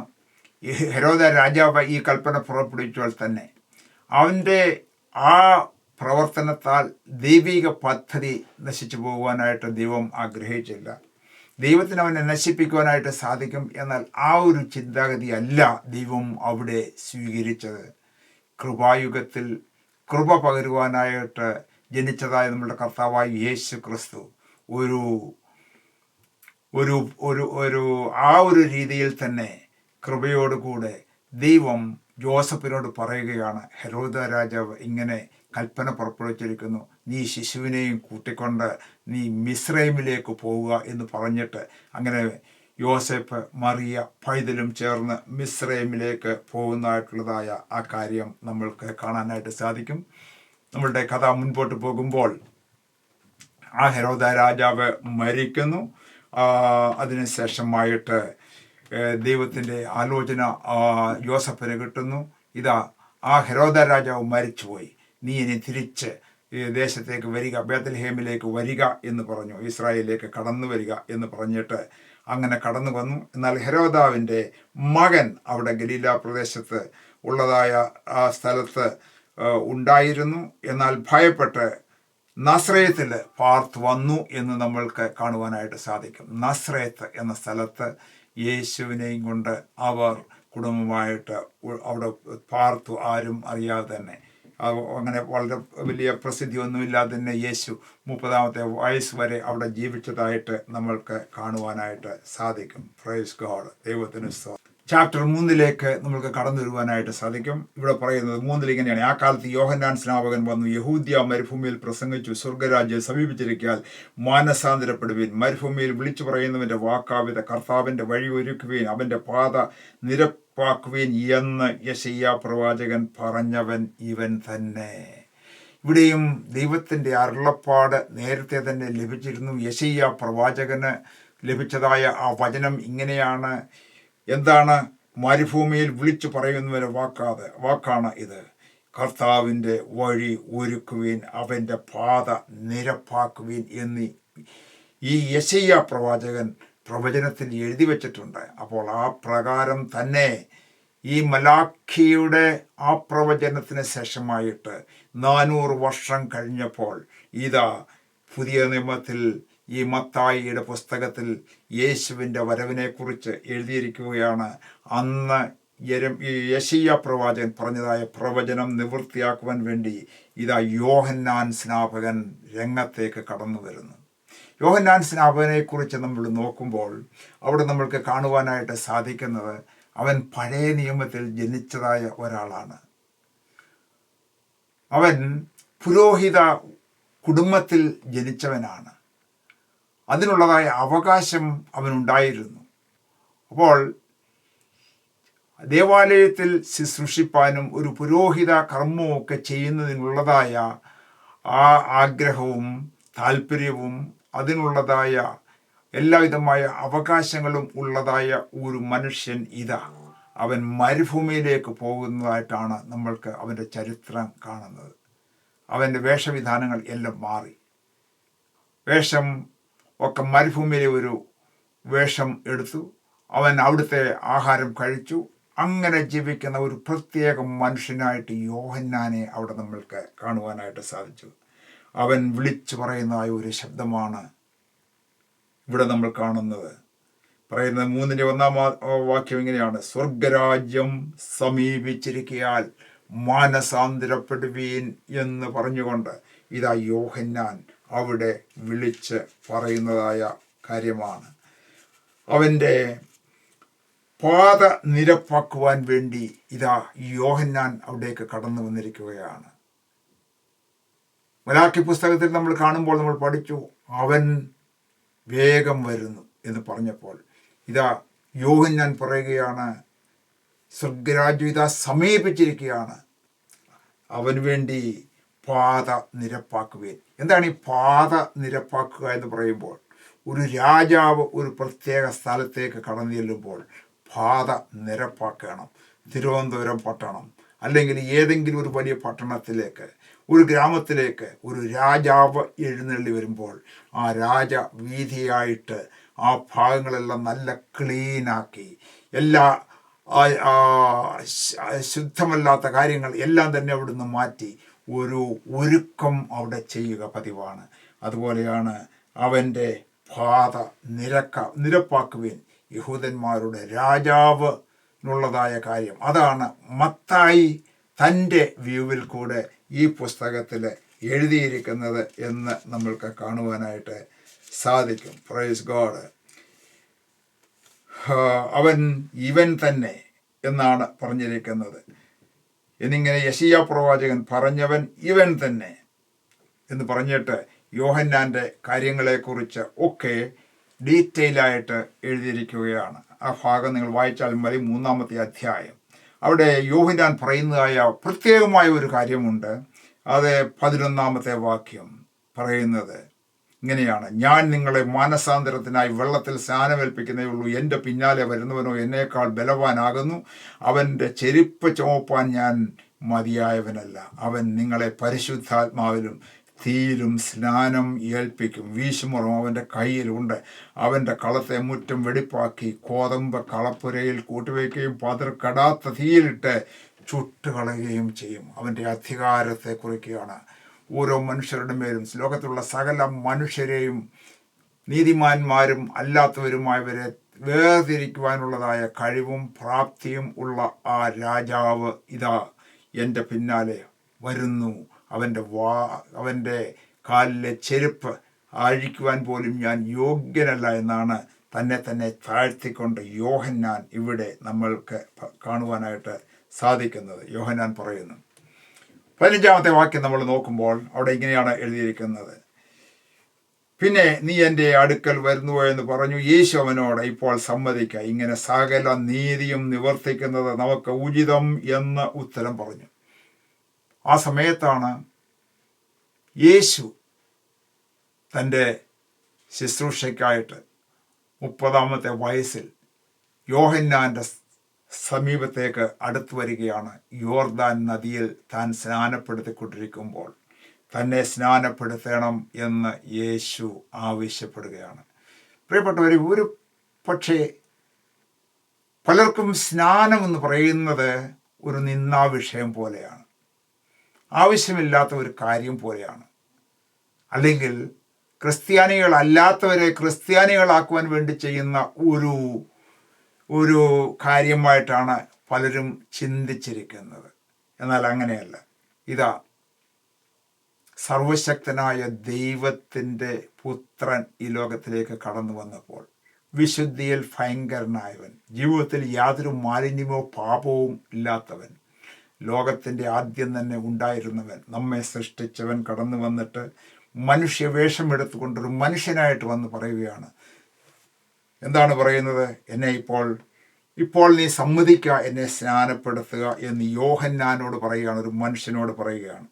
ഇങ്ങനെ കാരണം എന്താണ്? കാരണം പറഞ്ഞുകൊണ്ടാണ് യേശു പറയുന്നത്, ഇങ്ങനെ സകല നീതിയും നിവർത്തിക്കുന്നത് നമുക്ക് ഉചിതം തന്നെ. ഇത് ദൈവത്തിൻ്റെ നീതിയാണ്. അതൊരു പർപ്പസിന് വേണ്ടി ദൈവം വെച്ചിരിക്കുന്നതായ ഒരു കാര്യമാണ്. അതുകൊണ്ട് ഞാൻ തന്നെ ആദ്യം ഇത് ആരംഭിക്കുന്നു, ഞാനതനുസരിക്കുന്നു, ഞാൻ എന്നെ തന്നെ താഴ്ത്തുന്നു എന്ന് പറഞ്ഞുകൊണ്ട് ഒരു മനുഷ്യനായിരിക്കുന്നതായ യോഹന്നാൻ്റെ കൈക്കീഴിൽ സ്നാനമേൽക്കുവാൻ വേണ്ടി തന്നെ ഏൽപ്പിച്ചു കൊടുക്കുന്നു. അത് ദൈവത്തിൻ്റെ വചനപ്രകാരം അത് ഉചിതമാണ്. അപ്പോൾ ദൈവത്തിൻ്റെ വചനം അനുസരിക്കുകയും അതിനുവേണ്ടി തങ്ങളെ തന്നെ താഴ്ത്തി കൊടുക്കുന്നത് ദൈവത്തിന് പ്രസാദമുള്ള കാര്യമാണെന്ന് താൻ മനസ്സിലാക്കിക്കൊണ്ട് സകല നീതിയും നിവർത്തിക്കുന്നത് നമുക്ക് ഉചിതമെന്ന് പറഞ്ഞു. എന്നാറെ അവൻ അങ്ങനെ സമ്മതിച്ചു. യേശു സ്നാനം ഏറ്റ ഉടനെ വെള്ളത്തിൽ നിന്ന് കയറി. അപ്പോൾ വെള്ളത്തിൽ ചെന്നിട്ട് വെള്ളത്തിൽ മുങ്ങിയിട്ട് വെള്ളത്തിൽ നിന്ന് കയറി എന്താണ് നമ്മൾക്ക് കാണുന്നത്. അതാണ് അതിൻ്റെ വാസ്തവമായിട്ടുള്ള കാര്യം. അപ്പോൾ മനുഷ്യരുടെ സൗകര്യത്തിന് വേണ്ടി അത് മറ്റ് രീതികളിലും മറ്റ് എക്സ്പ്ലനേഷനും കൊടുത്ത് അങ്ങനെ ചേഞ്ച് ചെയ്യുന്നത് സകല നീതിയും നിവർത്തിക്കുന്നില്ല എന്നുള്ള കാര്യം നമ്മൾ മനസ്സിലാക്കുകയാണ്. എല്ലായ്പ്പോഴും ദൈവത്തിൻ്റെ ആലോചനയും ദർശനവും പ്രാപിച്ച് റൈറ്റ് വേയിൽ നമ്മൾ മുൻപോട്ട് പോകണമെന്നാണ് ദൈവം നമ്മളെക്കുറിച്ച് ആഗ്രഹിക്കുന്നത്. അപ്പോൾ യേശു സ്നാനമേറ്റ ഉടനെ വെള്ളത്തിൽ നിന്ന് കയറി അവൻ സ്വർഗം തുറന്നു. അപ്പോൾ സ്വർഗം തുറന്നു, ദൈവാത്മാവ് പ്രാവുന്ന പോലെ ഇറങ്ങി അവൻ്റെ മേൽ വരുന്നത് അവൻ കണ്ടു. ഇവൻ എൻ്റെ പ്രിയപുത്രൻ, ഇവനിൽ ഞാൻ പ്രസാദിച്ചിരിക്കുന്നു എന്ന സ്വർഗത്തിൽ നിന്ന് ഒരു ശബ്ദവും ഉണ്ടായി. പ്രിയപ്പെട്ടവരെ, നമ്മുടെ കർത്താവായ യേശു ക്രിസ്തു ഈ ലോകത്തിലേക്ക് വന്ന് ആ സകല നീതിയും നിവർത്തിപ്പാൻ വേണ്ടി തന്നെത്താൻ താഴ്ത്തി ഒരു മനുഷ്യൻ്റെ കൈയാൽ വെള്ളത്തിൽ ഇറങ്ങി സ്നാനപ്പെട്ടിട്ട് എന്നിട്ട് എന്താണ്, യേശു സ്നാനം ഏറ്റ ഉടനെ വെള്ളത്തിൽ നിന്ന് കയറി. അപ്പോൾ സ്വർഗം തുറന്നു. സ്വർഗം തുറക്കുന്നതായ, സ്വർഗം ഉറ്റുനോക്കുന്നതായ ഒരു കാര്യമാണ് സ്നാനം എന്ന് പറയുന്നത്. സ്വർഗം തുറന്നു, ദൈവാത്മാവ് പ്രാവെന്ന പോലെ ഇറങ്ങി. ദൈവത്തിൻ്റെ ആത്മാവുണ്ട്, അത് മനുഷ്യനിലേക്ക് ധാരാളമായി തരുന്നതായ ഒരു പ്രവൃത്തി ഈ പുതിയ നിയമത്തിലൂടെ. അതാണ് പരിശുദ്ധാത്മാവ് നമ്മളിലേക്ക് വരുന്നു. എന്നാൽ പരിശുദ്ധാത്മാവിൻ്റെ നിറവെന്ന് പറയുന്നത് അതൊരു രണ്ടാമത്തെ അനുഭവമാണ് എന്ന് നമ്മൾ പുറകാലെ പഠിക്കും. ഇവിടെ പരിശുദ്ധാത്മാവ് സാക്ഷ്യം പറയുകയാണ്. ഇവൻ എൻ്റെ പ്രിയപുത്രൻ, ഇവനിൽ ഞാൻ പ്രസാദിച്ചിരിക്കുന്നു എന്ന് സ്വർഗത്തിൽ നിന്ന് ഒരു ശബ്ദം ഉണ്ടാക്കി. അപ്പോൾ സ്വർഗത്തിൽ നിന്ന് ഒരു ശബ്ദം കേൾക്കുന്നത്, ഇവൻ എൻ്റെ പ്രിയപുത്രൻ, ഇവനിൽ ഞാൻ പ്രസാദിച്ചിരിക്കുന്നു. ഈ ഒരു ആക്റ്റിൽ ദൈവം പ്രസാദിച്ചുവെന്ന് ദൈവത്തിൻ്റെ വചനം വളരെ വ്യക്തമായിട്ട് പറഞ്ഞിരിക്കുമ്പോൾ നമ്മളും ദൈവം തന്നതായ ഈ കൽപ്പനയിൽ അത് അനുസരിക്കുകയും അതിനെ വളരെ വിലയുള്ള ഒരു കാര്യമായി, ദൈവപ്രസാദമുള്ള ഒരു കാര്യമായി എടുക്കുന്നുവെങ്കിൽ തീർച്ചയായിട്ടും നമ്മളുടെയും ജീവിതത്തിൽ ദൈവപ്രസാദം പ്രാപിച്ചുകൊണ്ട് നമ്മൾക്ക് മുൻപോട്ട് പോകുവാനായിട്ട് സാധിക്കും എന്നുള്ളത് വളരെ ശ്രേഷ്ഠകരമായ ഒരു കാര്യമാണ്. പ്രൈസ് ഗോഡ്, ദൈവത്തിന് സ്തോത്രം. അടുത്തതായിട്ട് നമ്മൾ 4-ാമത്തെ അധ്യായത്തിലേക്ക് പോവുകയാണ്. അവിടെ എഴുതിയിരിക്കുന്നത് ഇങ്ങനെയാണ്: അനന്തരം പിശാചിനാൽ പരീക്ഷിക്കപ്പെടുവാൻ യേശുവിനെ ആത്മാവ് മരുഭൂമിയിലേക്ക് നടത്തി. അവൻ 40 പകലും 40 രാവും ഉപവസിച്ചതിന് ശേഷം അവന് വിശന്നു. അപ്പോൾ പരീക്ഷകൻ അടുത്തു വന്നു, നീ ദൈവപുത്രൻ എങ്കിൽ ഈ കല്ല് അപ്പമായി തീരുവാൻ കൽപ്പിക്ക എന്ന് പറഞ്ഞു. പ്രിയപ്പെട്ടവരെ, ഈ പാപം ഇല്ലാത്തതായി യേശുവിനെ പരീക്ഷിക്കുവാൻ വേണ്ടി പിശാച് അടുക്ക വന്നു യേശുവിനെ പരീക്ഷിച്ചു എന്ന് നമ്മൾക്ക് കാണും. അപ്പോൾ നമ്മളുടെയും ജീവിതത്തിൽ ഈ പിശാച് എല്ലായ്പ്പോഴും നമ്മളെ പരീക്ഷിക്കുന്നവനാണ് എന്നുള്ളത് ഒരു വാസ്തവമാണ്. പിശാചിൻ്റെ പരീക്ഷ നമ്മൾക്കിവിടെ 3 രീതിയിൽ നമ്മൾക്ക് കാണുവാനായിട്ട് സാധിക്കും. അതേ രീതിയിൽ തന്നെ നമ്മളുടെ ജീവിതത്തിലും പിശാച് പരീക്ഷകളുമായിട്ട് കടന്നു വരും എന്നുള്ളത് ഒരു സത്യമായിട്ട് നമ്മൾക്ക് മനസ്സിലാക്കുകയാണ്. ഇവിടെ 1-ാമത്തെ കാര്യമെന്ന് പറയുമ്പോൾ ഒരു 4-1 മുതൽ 4 വരെയുള്ളതായ വാക്യങ്ങൾ നമ്മൾ നോക്കുമ്പോൾ ഒരു ഫിസിക്കൽ ടെംപ്റ്റേഷനാണ് നമ്മൾക്ക് കാണുന്നത്. ഫിസിക്കൽ ടെംപ്റ്റേഷൻ എന്ന് പറയുമ്പോൾ 40 ദിവസം ഉപവസിച്ച് കഴിഞ്ഞപ്പോൾ വിശന്നു. മനുഷ്യൻ്റെ ശരീരത്തിന് ആവശ്യമായ പോഷകങ്ങൾ ലഭിക്കേണ്ടത് ആവശ്യമാണെന്നുള്ളതായ നീഡ് പറഞ്ഞുകൊണ്ട് നീ ഇപ്പോൾ വിശന്നിരിക്കുകയാണ്, നിന്റെ ഫിസിക്കൽ നീഡിന്, വിശപ്പിന് ഈ കല്ലിനോട് അപ്പമാകുവാൻ പറഞ്ഞാൽ അപ്പമാകും എന്ന് പറഞ്ഞു. അപ്പോൾ ഫിസിക്കൽ നീഡ് വെച്ചുകൊണ്ടാണ് ഈ പിശാച് യേശുവിനെ പരീക്ഷിച്ചത്. എന്നാൽ പിശാച് നമ്മളെ പരീക്ഷിക്കുമ്പോൾ ദൈവത്തിൻ്റെ വചനം നമ്മൾ ദൃഢമായിട്ട് നിശ്ചയമായിട്ട് അറിഞ്ഞിരിക്കണം. ആ വചനത്താൽ നമ്മളെ പിശാചിനോട് എതിർത്ത് നിൽക്കുവാനായിട്ട് സാധിക്കും, വിജയിക്കുവാനായിട്ട് സാധിക്കുമെന്നാണ് ഇവിടെ നമ്മൾക്ക് കാണുന്നത്. അതിനെ അവൻ മനുഷ്യൻ അപ്പം കൊണ്ട് മാത്രമല്ല ദൈവത്തിൻ്റെ വായിൽ കൂടി വരുന്ന സകല വചനം കൊണ്ടും ജീവിക്കുന്നു എന്ന് പറഞ്ഞു. അപ്പോൾ ഫിസിക്കൽ നീഡ് എന്ന് പറയുമ്പോൾ അതൊരു പക്ഷേ വിശപ്പായിരിക്കാം. എന്നാൽ ആ സമയത്ത് പിശാചിൻ്റെ പരീക്ഷയിൽ അകപ്പെടാതെ ദൈവത്തിൻ്റെ വചനം കൊണ്ട് അതിനെ നേരിടുക. വചനത്താൽ പിശാചിനെ ജയിക്കുവാൻ യേശു നമ്മളെ ഇവിടെ പഠിപ്പിക്കുകയാണ്. ഒരുപക്ഷെ നിങ്ങൾ ആദാമിൻ്റെ ചരിത്രം നമ്മൾ നോക്കിക്കഴിഞ്ഞാൽ ഒന്നാമത്തെ പരീക്ഷ ഇത് തന്നെയാണ് അവിടെ നമുക്ക് കാണാനായിട്ട് സാധിക്കുന്നത്. അവനെ ആ നല്ല ഫലം കാണിച്ചിട്ട് പറയുകയാണ്, നീ ഈ ഫലം തിന്നു കഴിഞ്ഞാൽ നിന്റെ ശരീരത്തിന് നല്ലതാണ്, നിന്റെ കണ്ണ് തുറക്കും. ആ ഫിസിക്കൽ നീഡ് അവനോട് പറഞ്ഞു. എന്നാൽ അവൻ ദൈവം പറഞ്ഞതായ വാക്ക് മറന്നുപോയിട്ട് പിശാചിൻ്റെ വാക്ക് കേട്ടതിനാൽ അവൻ അവിടെ തോറ്റുപോയി. ഒന്നാമത്തെ ആദാം തോറ്റെടുത്ത് ഇതാ രണ്ടാമത്തെ ആദാമായിട്ട് കടന്നു വന്ന നമ്മുടെ കർത്താവായ യേശു ക്രിസ്തു നമ്മൾക്കൊരു ലെസൺ തരികയാണ്. വചനം പഠിക്കണം, വചനം എവിടെയാണെന്നറിയണം, ആ വചനം കൊണ്ട് സാത്താനെ ജയിക്കണം. സാത്താൻ എപ്പോഴും എൻ്റെയും നിൻ്റെയും പുറകെയുണ്ട്. ഫിസിക്കൽ ആവശ്യവുമായിട്ട് സാത്താൻ വന്ന് നിന്നെ ആ രീതിയിൽ നിർബന്ധിക്കുമ്പോൾ അതിന് വഴങ്ങാതെ ദൈവത്തിൻ്റെ വചനം ഉദ്ധരിച്ചുകൊണ്ട് ദൈവം എന്നെ പുലർത്തും, ദൈവം ഇങ്ങനെ കൽപ്പിച്ചിരിക്കുന്നു എന്ന് പറയുവാൻ നമ്മൾ ഓർത്തിരിക്കണം. 5-ാമത്തെ വാക്യം, പിന്നെ പിശാച് അവനെ വിശുദ്ധ നഗരത്തിൽ കൊണ്ടുപോയി ദേവാലയത്തിൻ്റെ അഗ്രത്തിൽ നിർത്തി അവനോട്, നീ ദൈവപുത്രനെങ്കിൽ താഴോട്ട് ചാടുക, നിന്നെക്കുറിച്ച് അതിൻ്റെ ദൂതന്മാരോട് കൽപ്പിക്കും എന്ന് പറഞ്ഞു. അവിടെ നമ്മൾക്ക് കാണാനായിട്ട് സാധിക്കുന്നത് മെൻ്റൽ ടെംപ്റ്റേഷനാണ്, മെൻ്റലായിട്ടുള്ള ടെംപ്റ്റേഷൻ.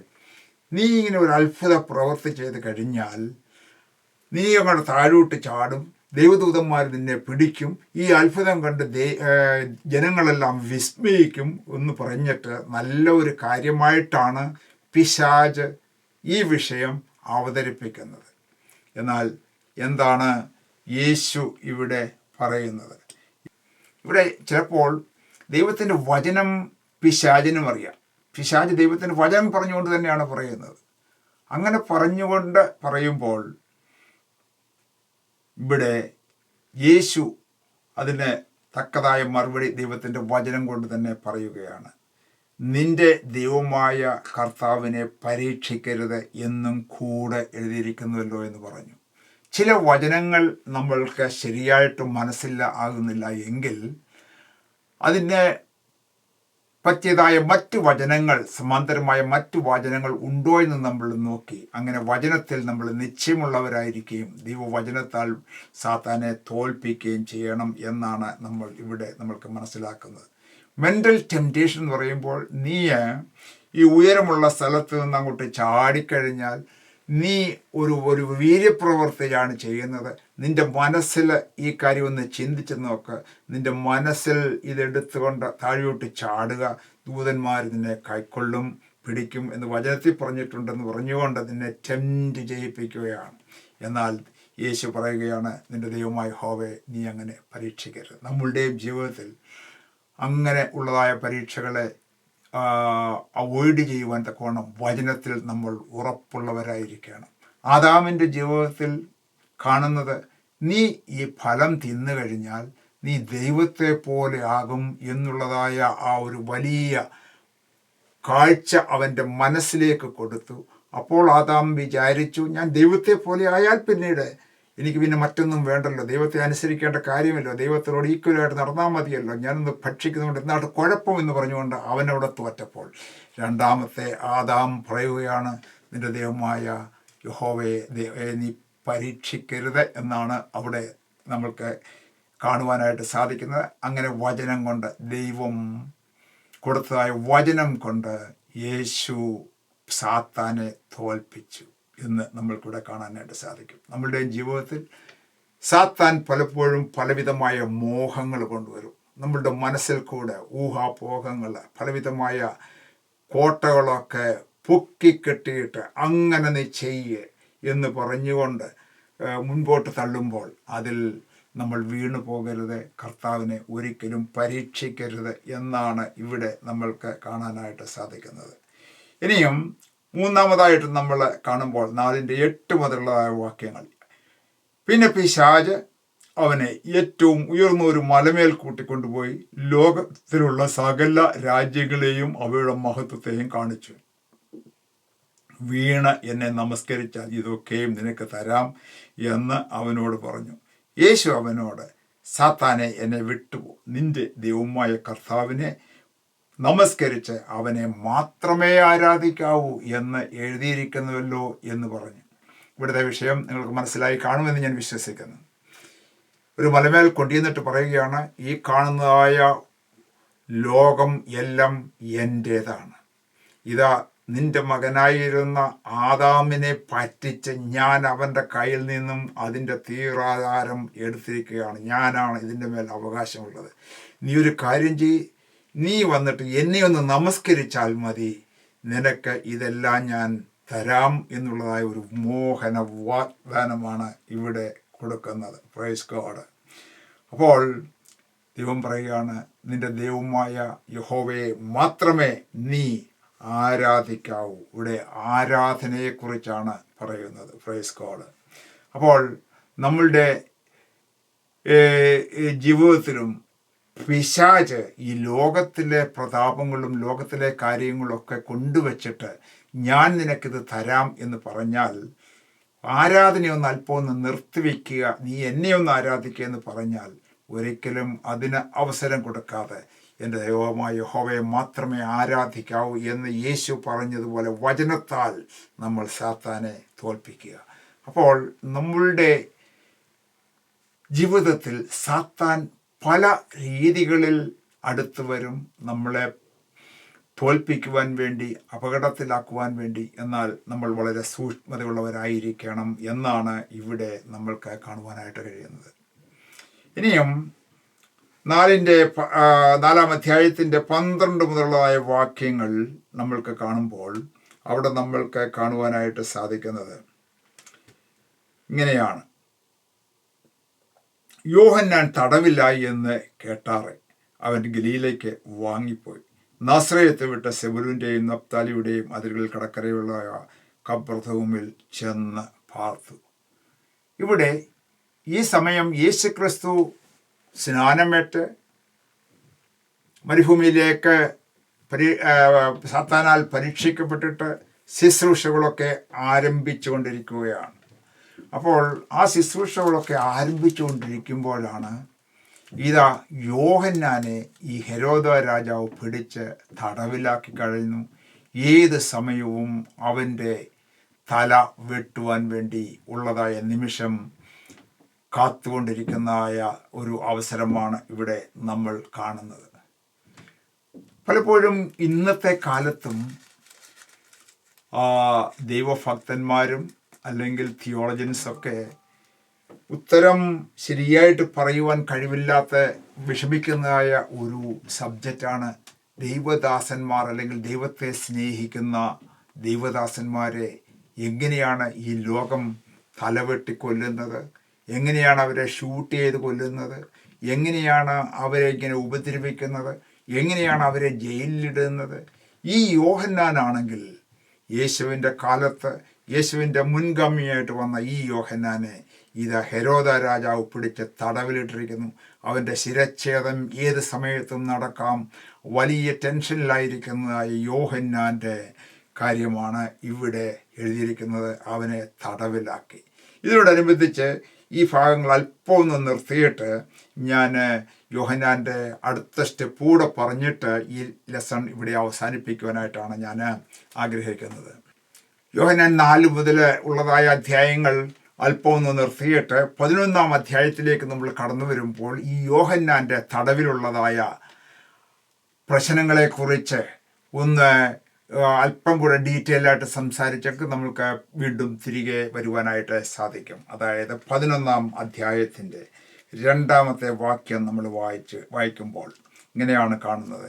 യോഹന്നാൻ കാരാഗ്രഹത്തിൽ വെച്ച് ക്രിസ്തുവിൻ്റെ പ്രവൃത്തികളെക്കുറിച്ച് കേട്ടിട്ട് തൻ്റെ ശിഷ്യന്മാരെ അയച്ചു, വരുവാനുള്ളവൻ നീയോ, ഞങ്ങൾ മറ്റൊരുത്തവനെ കാത്തിരിക്കുവോ എന്ന് അവർ മുഖാന്തരം അവനോട് ചോദിച്ചു. യേശു അവരോട്, കുരുടർ കാണുന്നു, മുടന്തർ നടക്കുന്നു, കുഷ്ഠരോഗികൾ ശുദ്ധരായിത്തീരുന്നു, ചെവിടർ കേൾക്കുന്നു, മരിച്ചവർ ഉയർക്കുന്നു, ദരിദ്രരോട് സുവിശേഷം അറിയിക്കുന്നു എന്നിങ്ങനെ നിങ്ങൾ കേൾക്കുകയും കാണുകയും ചെയ്യുന്നത് യോഹന്നാനെ ചെന്ന് അറിയിപ്പീൻ. എന്നാൽ എങ്കിൽ ഇടറിപ്പോകാത്തവൻ എല്ലാം ഭാഗ്യവാൻ എന്ന് പറഞ്ഞു.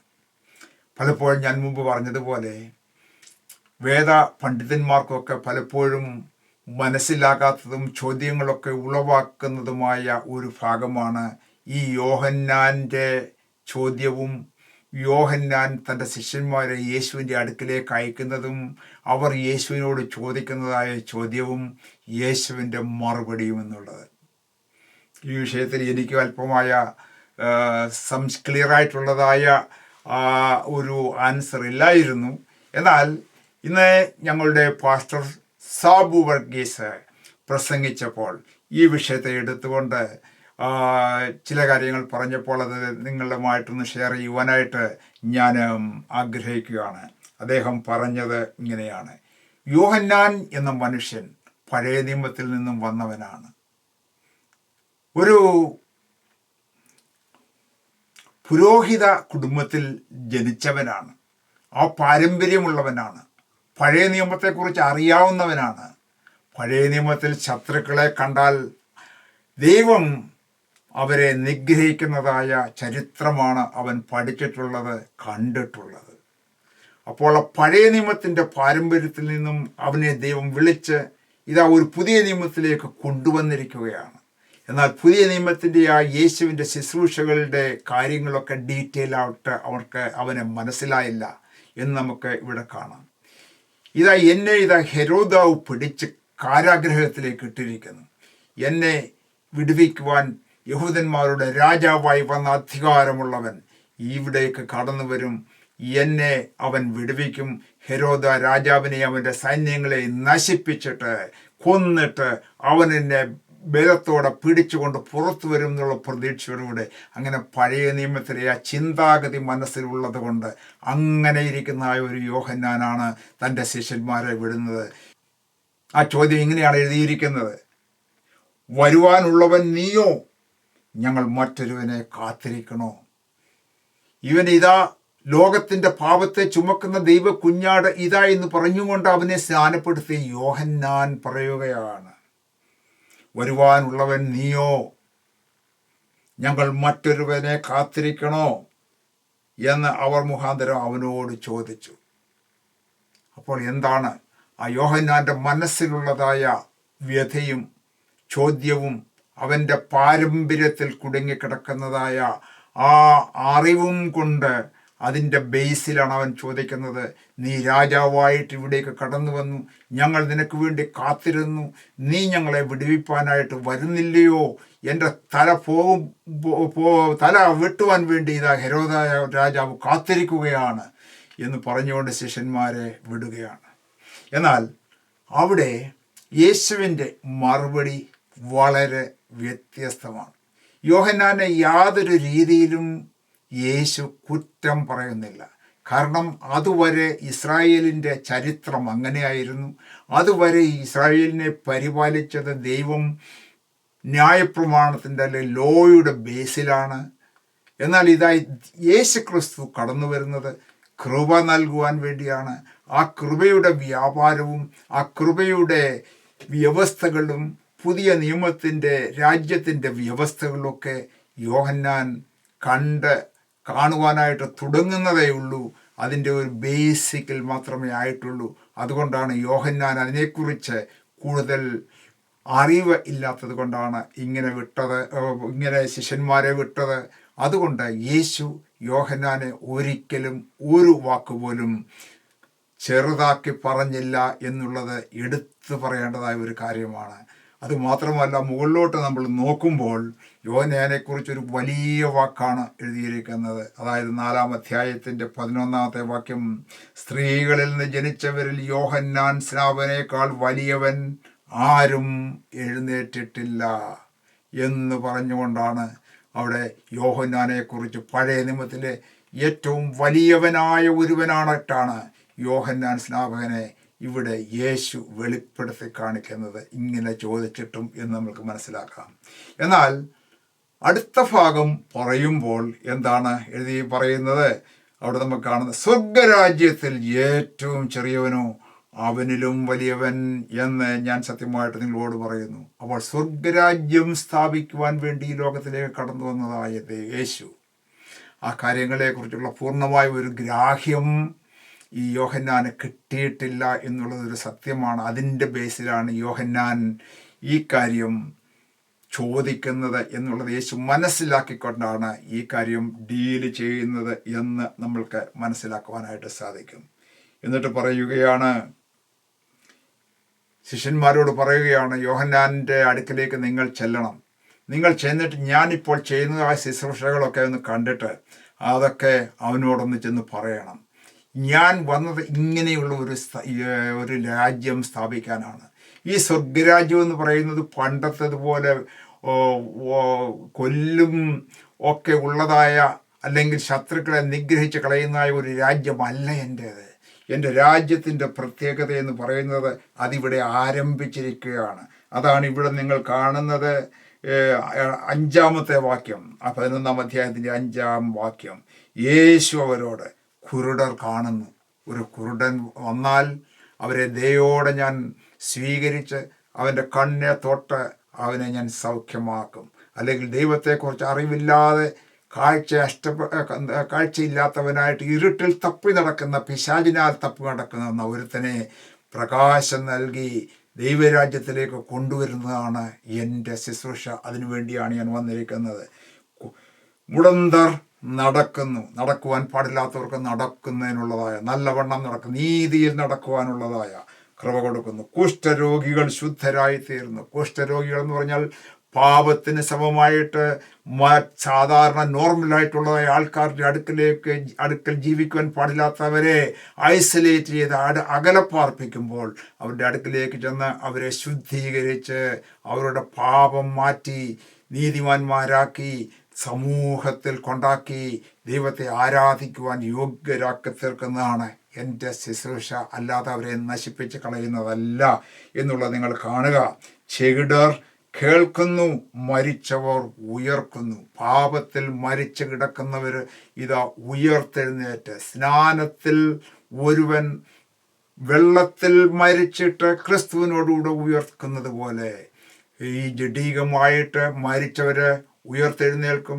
അതുപോലെ ഇത് ആത്മീയമായി മരിച്ചവരും ഉയർത്തെഴുന്നേൽക്കുന്നു. ഇങ്ങനെ വേരിയസ് വേസിൽ നഷ്ടപ്പെട്ടവരെ തേടിയാണ് ഈ രാജാവ് വന്നിരിക്കുന്നത്. യഹൂദന്മാരുടെ രാജാവ് മശിഹ വന്നിരിക്കുന്നത് അവരെ വീണ്ടെടുക്കുവാൻ വേണ്ടിയാണ്, ഈ രാജ്യം സ്ഥാപിക്കുവാൻ വേണ്ടിയാണ്.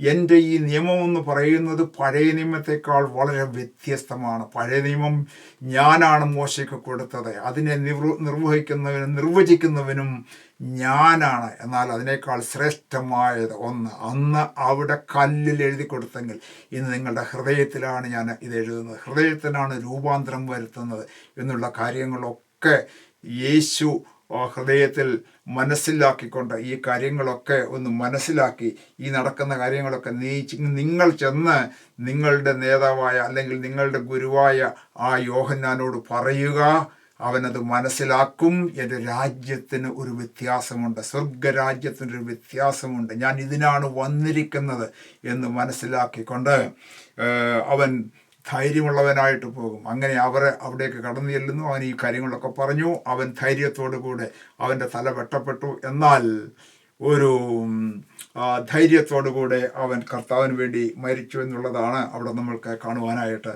സാധിക്കുന്നത്. എന്നാൽ യേശു പറയുന്നതായ ഒരു കാര്യമുണ്ട്, എന്നാൽ എങ്കൽ ഇടറിപ്പോകാത്തവൻ എല്ലാം ഭാഗ്യവാൻ എന്ന് ഉത്തരം പറഞ്ഞു. എങ്കൽ ഇടറിപ്പോകാത്തവൻ. ഈ പഴയ നിയമമുണ്ട്, പുതിയ നിയമമുണ്ട്. യോഹന്നാന് പഴയ നിയമത്തിൽ ജനിച്ചവനാണ്. പഴയ നിയമത്തിൽ ജീവിച്ചത് കൊണ്ട് പുതിയ നിയമം കാര്യമായിട്ട് എല്ലാം അറിയത്തില്ലായിരുന്നു. എന്നാൽ ഇത് നീ മനസ്സിലാക്കും, നിങ്ങൾ എന്ന് അവനോട് പറയുക. അത് പറയുമ്പോൾ അവൻ മനസ്സിലാക്കും. എന്നാൽ എങ്കൽ ഇടറിപ്പോകാത്തവൻ, ഇങ്ങനെയുള്ള യോഹന്നാനെ പോലെ ഉള്ളവർ, മനസ്സിലാകാത്തവർ ഇത് കാണുമ്പോൾ മനസ്സിലാക്കണം, അവർ ഭാഗ്യവാന്മാരായി തീരും. എന്നാൽ അതിൻ്റെ ഒരു ഓപ്പോസിറ്റ് സൈഡ് കൂടെ നമ്മൾക്ക് മനസ്സിലായിരിക്കണം. പഴയ നിയമത്തിൽ ജീവിച്ചിരുന്നവർ, പാരമ്പര്യത്തിൽ ജീവിച്ചിരുന്നവർ, അപ്പനും അമ്മയും പഠിപ്പിച്ചത് മാത്രമേ ഞാൻ അനുസരിക്കുന്നു പറയുന്നവർ, ദൈവവചനയ്ക്ക് കാര്യമല്ല എന്ന് പറയുന്നവർ, എൻ്റെ അപ്പനും അമ്മയും പോകുന്നിടത്ത് മാത്രം ഞാൻ പോകും, നരകമാണെങ്കിലും അവിടെ മാത്രം പോയാൽ മതി എന്ന് പറയുന്നവർ, അവർ എങ്കൽ ഇടറിപ്പോകുന്നവരാണ് എന്നുള്ളതായ ഒരു ശബ്ദമാണ് ഈ വചനത്തിൽ കൂടെ എന്നോടും നിന്നോടും ഈ വചനം സംസാരിക്കുന്നത്. യോഹന്നാൻ പറഞ്ഞതുപോലെ യോഹന്നാൻ ഈ കാര്യം മനസ്സിലായി. അവൻ്റെ ജീവിതത്തിൽ വ്യതിയാനം വന്നു. അവൻ്റെ ശിരച്ഛേദം ചെയ്തിട്ടും അവൻ ധൈര്യത്തോടുകൂടെ അവൻ വീണ്ടും ഏലിയാവായിട്ട് വരും എന്നുള്ള കാര്യം വചനത്തിൽ നമുക്ക് കാണുവാനായിട്ട് സാധിക്കും. അത്രമാത്രം ധീരനായ ഒരു മനുഷ്യനായിരുന്നു ഏലിയാവ് എന്ന് പറയുന്നത്. എന്നാൽ നമ്മുടെ ജീവിതത്തിലും ഈ കാര്യത്തിൽ വചനം അനുസരിക്കുന്നതിൽ, യേശുവിനെ മനസ്സിലാക്കുന്നതിൽ, യേശുവിൻ്റെ പുതിയ നിയമം മനസ്സിലാക്കുന്നതിൽ ഇടറിപ്പോയാൽ, അതിൽ തട്ടി വീണാൽ മുൻപോട്ട് പോകാൻ കഴിയില്ല, ദൈവരാജ്യത്തിൽ പ്രവേശിപ്പാനായിട്ട് കഴിയുകയില്ല. അവിടെ നമ്മൾക്ക് ഒരു ഭാഗം വളരെ സീരിയസ് ആയിട്ട് പഠിക്കേണ്ടത്, യോഹന്നാനേക്കാൾ അധികമായിട്ട് ഈ കാര്യങ്ങൾ മനസ്സിലാക്കുവാൻ വേണ്ടി ദൈവത്തിൻ്റെ വചനം എഴുതി തന്നിരിക്കുന്നതായ നമുക്കൊക്കെ യോഹന്നാനേക്കാൾ വലിയതായ സ്ഥാനം സ്വർഗരാജ്യത്തിൽ പ്രോമിസ് ചെയ്തിട്ടാണ് യേശു പോയിരിക്കുന്നത്. നിങ്ങൾ മുൻപോട്ട് വരിക, അനുസരിക്കുക, മനസ്സിലാക്കുക, ഈ സ്വർഗരാജ്യത്തിൽ അവകാശികളാക്കുക എന്നുള്ളതാണ്. ഇവിടെയും യോഹന്നാൻ്റെ ജീവിതത്തിൽ നമ്മൾക്ക് കാണുന്ന മറ്റൊരു കാര്യമുണ്ട്. ഇവിടെയും നമ്മൾക്ക് മനസ്സിലാക്കുന്ന മറ്റൊരു കാര്യമെന്ന് പറയുന്നത്, ഈ യോഹന്നാനെയും പിശാച് ഒന്ന് പരീക്ഷിച്ചതാണ്.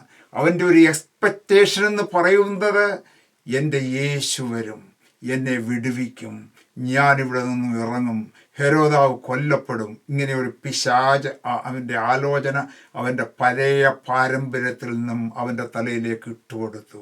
അതുകൊണ്ടാണ് അവൻ ശിഷ്യന്മാരെ അവിടെയൊക്കെ അയച്ചതിൻ്റെ മറ്റൊരു കാര്യമെന്ന് പറയുന്നത്. നമ്മളുടെയും ജീവിതത്തിൽ പിശാച് ഇതുപോലെയുള്ളതായ ആലോചനകൾ നൽകിത്തരും എന്നുള്ളത് ഈ ഭാഗത്തു നിന്നും നമ്മൾ മനസ്സിലാക്കണം.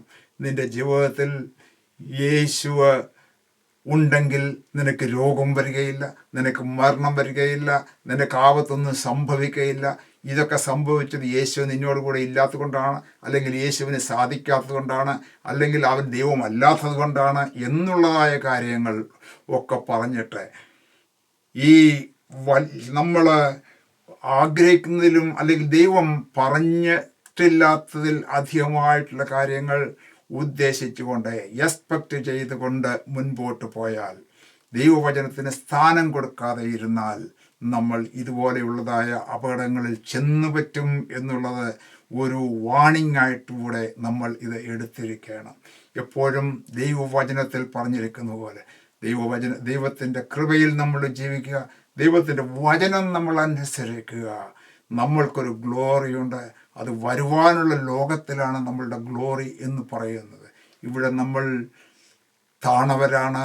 നമ്മൾ യേശുവിനോട് കൂടെ നമ്മൾ ഈ ലോകത്തിൽ ഏറ്റവും ലളിതമായ ജീവിതം നയിച്ച്, വിശുദ്ധമായ ജീവിതം നയിച്ച്, നല്ല ഭാഷ സംസാരിച്ച് ജീവിച്ചാൽ നമ്മളുടെ ഗ്ലോറി എന്ന് പറയുന്ന എല്ലാവരുടെയും മുമ്പിൽ മാനിക്കപ്പെടുന്ന ഒരു ദിവസമുണ്ട്.